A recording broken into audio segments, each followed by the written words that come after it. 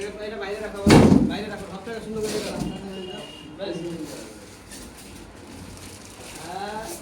এইটাকে নিচে রাখবে না, এই সব কিলমিনের উপর রাখবে, তাহলে যে স্ক্যাচিং করে দিবে, দাগ করে দিবে, ঠিক আছে? এই কিলমিনের উপরে রাখবে, ঠিক আছে? এখানে বেস্টটা খুলো, নাটটা আছে খুলো, নাটটা আছে খুলো, এই বেস্টটা খুলো।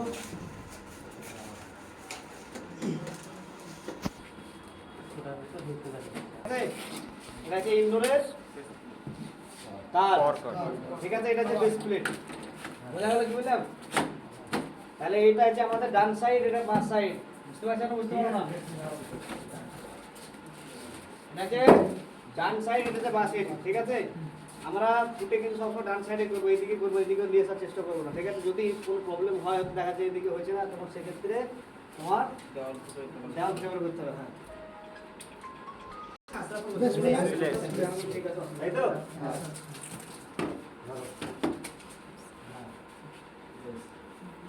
ঠিক আছে, ঠিক আছে।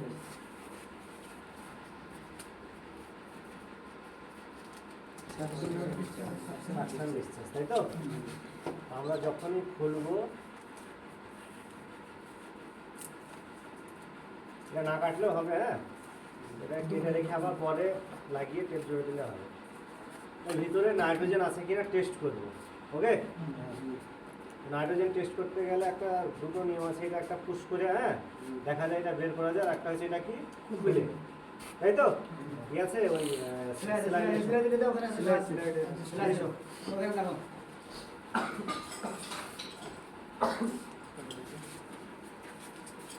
যখনই খুলবো আমরা একসঙ্গে, হ্যাঁ, একদম পুরো খুলে দেবো না। যদি জোরে এটাকে খুলতে লাগি তো কি হবে, ফ্যাক্ট করে দিকে চলে যাবে, তার মুখে লেগে যাবে, হয়তো কাঁচ আছে কাস্টমারের বাড়িতে, হ্যাঁ, এমন কিছু আছে, সেখানে গিয়ে আঘাত করলেও একটা বড় ধরনের কি দুর্ঘটনা ঘটবে, সে লস তোমাকে দিতে হবে। কাস্টমার বাড়িতে যাই হবে, হ্যাঁ, সে যদি কমপ্লেন করে তোমাকে করতে হবে, পয়সা ক্ষতিপূরণ দিতে হবে।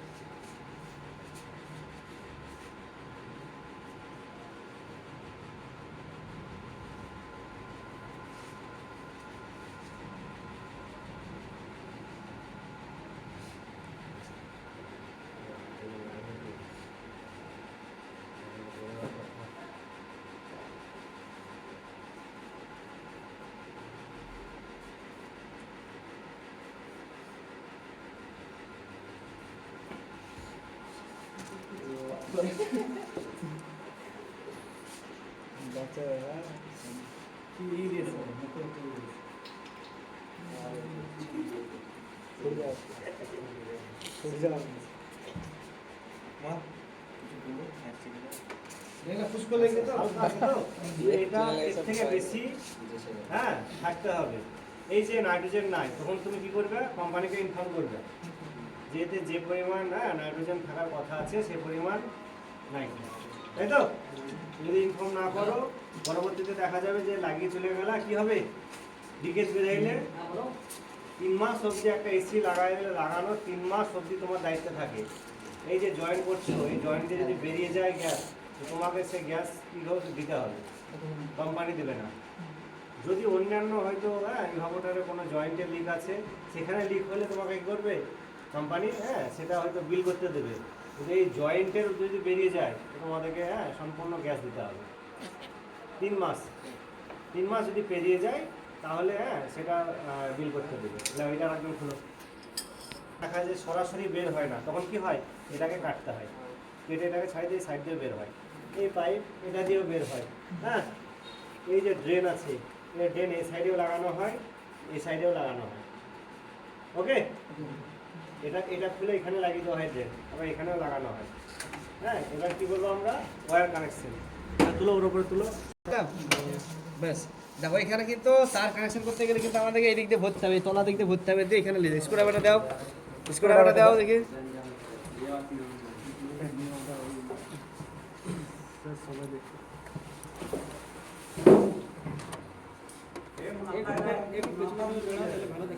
না এখানে কিন্তু আমাদের কানেকশন দেওয়া আছে, ইলেকট্রিক্যাল কানেকশন, ঠিক আছে। এখানে ইনডোর টু আউটডোর যাবে, ঠিক আছে।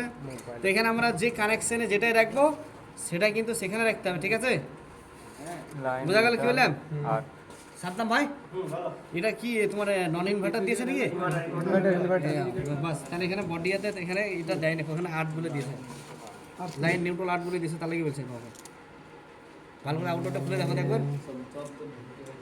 তো আউটডোরটা খুলে তো ম্যানুয়াল বই পেয়ে যাবে। এটাতে সব কিছু লেখা থাকবে, হ্যাঁ, যে এয়ার টাইট করতে হবে, হ্যাঁ, কি কি রাখা যাবে কি কি রাখা যাবে না, হ্যাঁ। এই যেমন এখানে দেখো, এটা পুরো ইনস্টলেশন। এই জায়গায় কি গ্যাপ রাখতে হবে, কারণ এখানে লিক টেস্ট করবে, পুরোটা টেপ জোরে রাখবে। লিক টেস্ট করার পর লাস্টে এটা ফিনিশিং কি করবে, জয়েন করবে। এখানে কি দেখো ফিল্টার বাকিতে, হ্যাঁ, সব কিছু পেয়ে যাবে। ওই দিকটাই ভরো ভরো ভরো।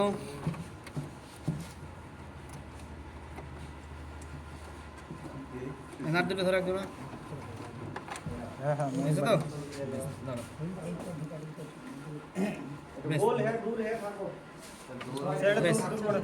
লাইনে লাইনে রেটটা দাও, ঠিক আছে। লাইনে রেটটা ভরো।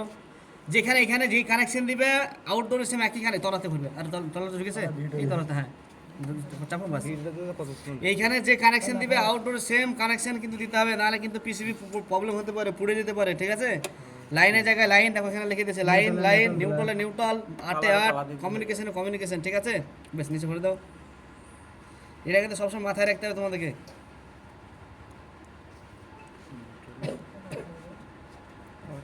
বেশ বডি একটা এখানে ভরে দাও। এটা মাথাটা কেটে খুলতে হবে, অসুবিধা নাই, বডি একটা খুলে দিচ্ছি তোমাকে। কেটে দিলে হবে।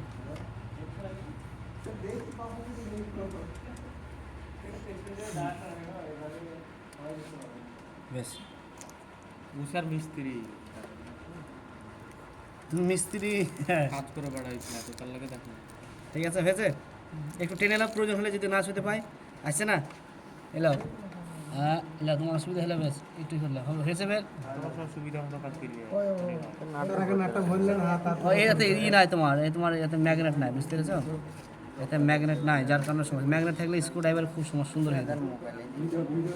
আকবাল দেখো ভালো করে এদিকে দেখছি তো ঠিক আছে, দেখো লাইন নিউট্রাল বডি আর্থ, ঠিক আছে। এরপরে হলুদ যে ওয়্যারটা আসছে সেটা হচ্ছে আমাদের কমিউনিকেশন ওয়্যার, ঠিক আছে। কমিউনিকেশনের জ্যাকটা লাগিয়ে দাও ওখানে, বাস এটা লাগিয়ে দিলাম। এবার আমরা কী করবো, একটুকু এখানে এই তারটা একটু আমরা এখানে ভরে দেবো, এবং এর ওপরে একটা কিন্তু তোমার এই দিয়েছে, যাতে করে আমাদের তারের উপর কোনো টান না পড়ে, কোনো কিছু না হয়, যার কারণে কিন্তু আমাদের এই লকটা দিয়েছে, ঠিক আছে। বেশ এটা ধরো, এখানে লাগাও এটাকে, এটা এইদিকে, হ্যাঁ এইদিকে আসবে এটা। বেশ স্ক্রু ড্রাইভারটা দেখি এখানে আমার কাছে আছে, অসুবিধা নেই, লাগাও দেখি হয়েছে। দাও এখন বসছি এটা এর ভিতর দিয়ে ভরবো, এই লকটার ভিতর দিয়ে ভরবো, ঠিক আছে। বাস এই সাদাটা ধরো, এই স্ক্রু ড্রাইভারটা ধরো, এটা তোমার প্রথমে এই দিকটা ঢুকবে, ঠিক আছে। হ্যাঁ বাস এবার নাটটাকে টাইট করতে হবে তোমাকে, নাটটা লাগাও। ম্যাগনেট অসুবিধা করছে।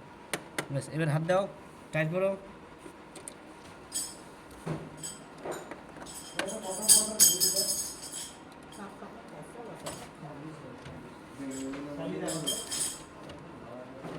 দিলে যাবে ইনস্টিটিউটে যাবে, মজা নেবে। হয়েছে তো? বেশ ঠিক আছে, দেখো তাহলে এখানে আমাদের সব কানেকশন হয়ে গেল, ঠিক আছে। এবার ডিসপ্লে কানেকশন লাগাচ্ছি, বেশ ওই বোর্ডটা করে দেখো এখানে, ঠিক আছে। তাহলে কী করবো আমরা, আবার যেভাবে ছিল সেভাবে পুনরায় কিন্তু আবার আগের মতো করে দেবো, ঠিক আছে। বুঝতে পেরেছো না বুঝতে পারোনি? কিসে গোদরেজ আসান লাগছে মনে হচ্ছে? আর করিও না থাক। বেশ নাও, স্ক্রু আর একটা কাকে দিলাম দেখো, লাগিয়ে দাও এখানে।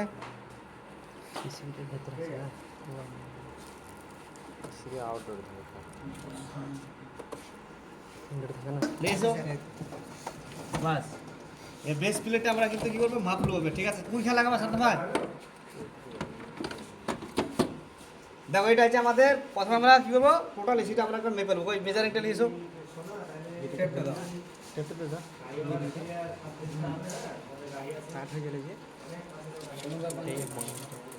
দেখো এখান থেকে আমাদের এসিটা কত হয়েছে 38, 38 ঠিক আছে। 3 ফুট কত ইঞ্চি?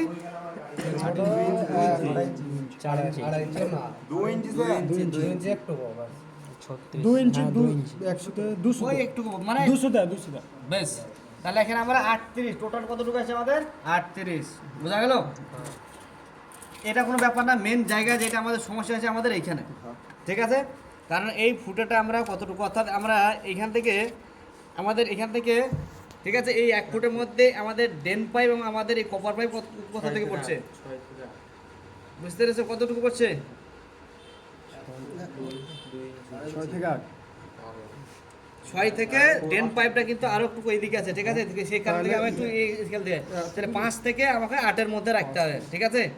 5 থেকে 8-এর ওদিকে যা না গেলেও কোনো সমস্যা নাই, কিন্তু আমাকে এই চাইলেও আমি একটু 5-এর এদিকে নিতে পারি, যাতে আমি এটা 6-400 তে নিতে পারি না কোন থেকে ড্রেন পাইপ আছে এই ড্রেন পাইপটা আছে যে তোমার যাবে না, যখন সমস্যা হবে যে তোমার, বুঝতে পারলা? মিনিমাম তুমি ধরো 5 থেকে আমাদেরকে 8 থেকে নিতে হবে, বাস। এই 5 থেকে 8-এর মধ্যে আমাদের এই বড় ফুটোটা কিন্তু হবে, ঠিক আছে, বুঝতে পারলা? কো সাথে তোমার কোন খেয়াল লাগাবে